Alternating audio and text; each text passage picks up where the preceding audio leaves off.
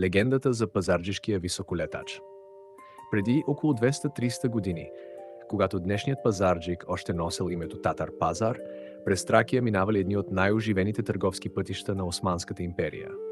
От далечния изток идвали кервани. По пътищата се движели търговци от Персия, Иран, Мала Азия и Балканите.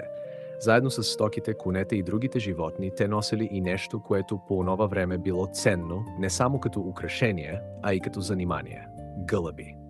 Татар пазар – мястото, където гълъбите оставали. Татар пазар бил голямо търговско средище. На пазара се събирали хора от различни краища, а животни се продавали и разменяли постоянно.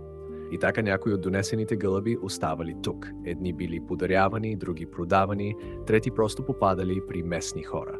Особено силно се развило гълъбовъдството около джамиите и махалите, където местните любители започнали да пазят и размножават птиците. Според местната традиция, птиците се предавали от човек на човек, от оджа на оджа, и всяко следващо поколение било подбирано по едно основно качество. Който лети високо, остава. Който лети дълго, остава.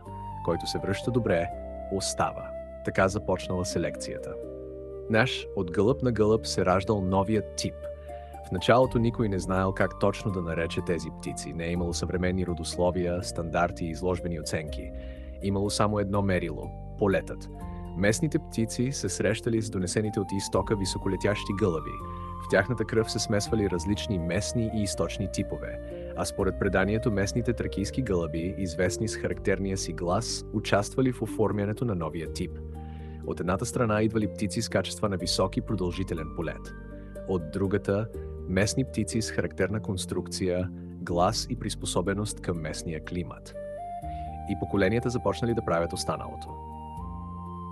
Ражда се пазарджишкият тип.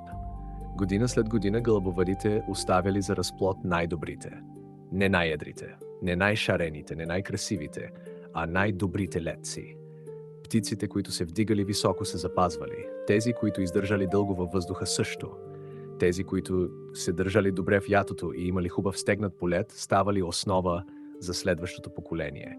И постепенно започнал да се появява нещо различно. Птица с голяма, изразителна глава, дебела човка, компактно тяло и характерен глас. А най-вече птица, която когато се вдигне, не бърза да се връща. Тя се изкачва още и още, докато от земята вече изглежда като малка точка. Гласът. И точно тук идва една от най-характерните особености, които ти описваш. Пазарджишкият високолетач не бил ценен само заради височината. При него се запазил и особен глас. Леко дрезгав, плътен и разпознаваем. За стария гълъбар това било като подпис. Не било необходимо да вижда птицата отблизо. Понякога само като чуе ятото знаел, това са моите гълъби. От Татар пазар към пазарджик.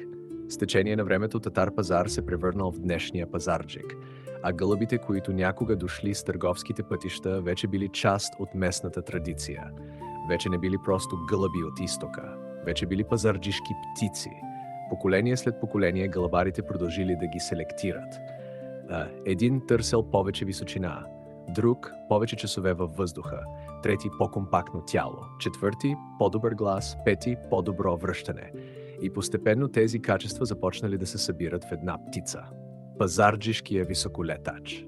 А най-голямата тайна била проста. Старите гълъбари не можели да обяснят всичко с научни термини. Не знаели генетиката, не знаели какво точно са внесените птици, не знаели кои далечни породи стоят зад тях. Но знаели едно – open quote – оставяй най-добрия летец за разплод. Close quote. И именно тази проста селекция в продължение на много поколения можела да промени една местна популация изцяло. Така от смесица от различни птици постепенно се оформил местен разпознаваем тип.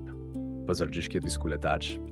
Днес, когато човек види пазарджишки високолетач да се изкачва над пазарджик, всъщност вижда резултата от много поколения селекция. В него има не само красота, има история. История за стария татар пазар, за търговските пътища, за гълъбарите край старите джамии, за птиците, пристигнали от далечния изток, за местните тракийски гълъби, за стотиците поколения, които са били избирани по едно единствено мерило – полетът.